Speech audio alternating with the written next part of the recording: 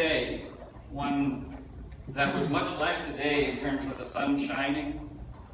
I took my 4 kids to their schools, got on a bus, and then got on a subway headed from Queens into Manhattan. On my way to a meeting of Housing First, an interfaith coalition that was gathering together to make sure that all of God's children throughout the city had a place to call home. We were meeting at the Riverside Church in Morningside Heights, Manhattan. And as I was getting there, the train kept getting stopped at every station and being held with the weird announcement coming on that we were being held by dispatch due to a criminal investigation at the World Trade Center. It was a weird notice because the World Trade Center is south and we were traveling north. Why should that be delaying us? Well, I finally got to the meeting late, but we hadn't been meeting for very long when we were interrupted by an announcement over the speaker system at Riverside Church that the World Trade Center towers had collapsed. There was a stunned silence in the room. And then Dr. James Alexander Forbes, who was then the pastor, now the pastor emeritus of Riverside Church, led us in prayer.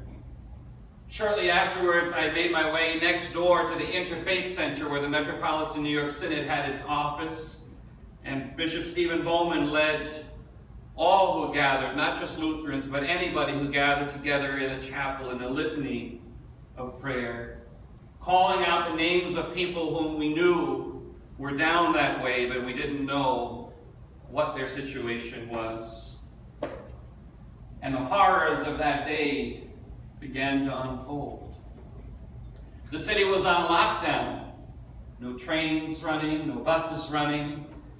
I ended up walking across to and then walking across the 59th Street Bridge. But we weren't singing Feeling Groovy, for those of you who remember the Simon and Garfunkel song about that bridge.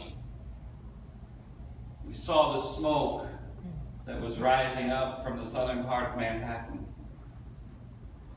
Finally made it back home to Queens and to the church that I pastored at that time. And that evening we had a prayer service. We called a prayer service a Tuesday night, and we had a full house.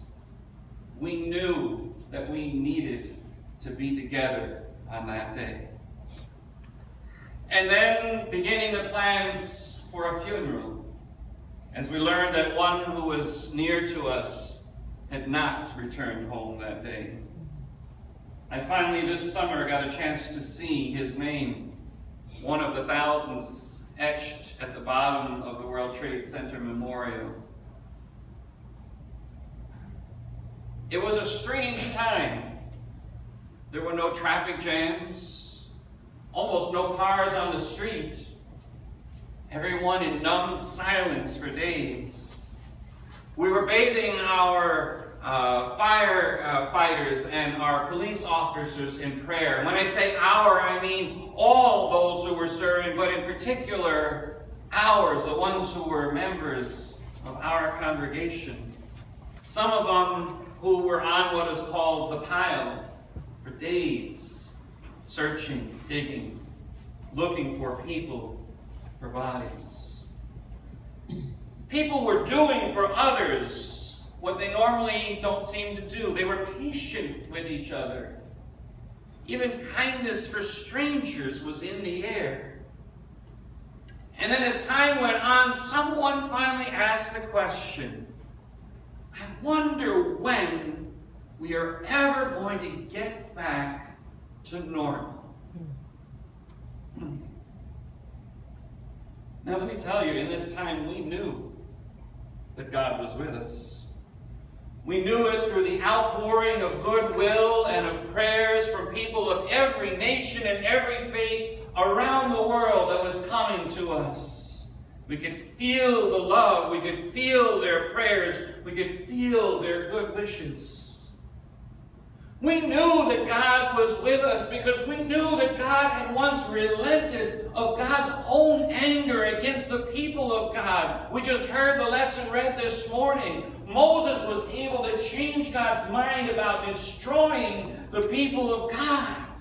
Can you imagine changing God's mind for the good? And so we knew that God was not the destroyer, but that God was with us in the destruction. We knew God was with us even though we were shaken to the core. Even though our kids were afraid to get on buses and subways to go to school, and truth be told, many adults were afraid to get on buses and subways and go to work. We knew God was with us even though the wrath had come. And so somebody answered that question, are we ever going to get back to normal? And said, if normal was the way that we were before 9/11, pushing others out of the way, looking out only for number one, and I don't mean the number one train, which is the one that goes to the World Trade Center, but looking out only for ourselves, thinking of no one but themselves, then the response was, maybe we don't need to go back to that normal. Or maybe we need a new normal. Dan Nigro was appointed the new chief of the Fire Department of New York, FDNY, on September 16th, 2001, 5 days after his predecessor died in the World Trade Center. Dan Nigro is a Lutheran. He retired from that post in 2002, but in 2014 he was appointed commissioner of the fire department for all of New York City by Mayor de Blasio. And Nigro says, for all too brief a period of time, the city and country came together because of this tragedy, and it was very heartwarming. He goes on to say, you know, it wouldn't hurt for us to be unified in that way again today. Reverend Tom Taylor, a colleague of mine, a pastor of St. John Lutheran Church in Lindenhurst and a crisis counselor who worked on the pile, who blessed bodies and all too often body parts, and prayed with those who were working with him. He says, I can say this today with confidence that 15 years later, there are still many responders and New York City residents and people who worked at Ground Zero who have not been able to face the traumatic stress of that day and the months after. The work is not done. Bishop Stephen Bowman, our Metro New York bishop at the time, now writes from Chicago, where he works at the ELCA office. He says, now in the world, and I trace this to 9/11, our public mood is that we are paralyzed by anger, fear, and scarcity. My new book is about a place for grace-based witness in this world. A world where we can't even talk about refugees without talking about building walls. We need to re-engage the soul of our faith in the public arena and accompany public society with grace. And so the question is here for us. What about us? Our work is not done either. This morning I hope and I pray that as we fill boxes with gift items for mariners who come from all over the world here to Port Everglades, I pray that as we fill these boxes that we will fill them not only with the items that are on the table, but that we will also place into every box piece of ourselves, a little bit of love, and a little prayer, and something of our faith, so that as we give these boxes to Seafarers House Ministry to distribute to mariners over this coming Christmas season, that somehow, some way, that we will be giving a piece of ourselves to them. And that we will release by that, no matter how small, a force for good into this world that will bring peace.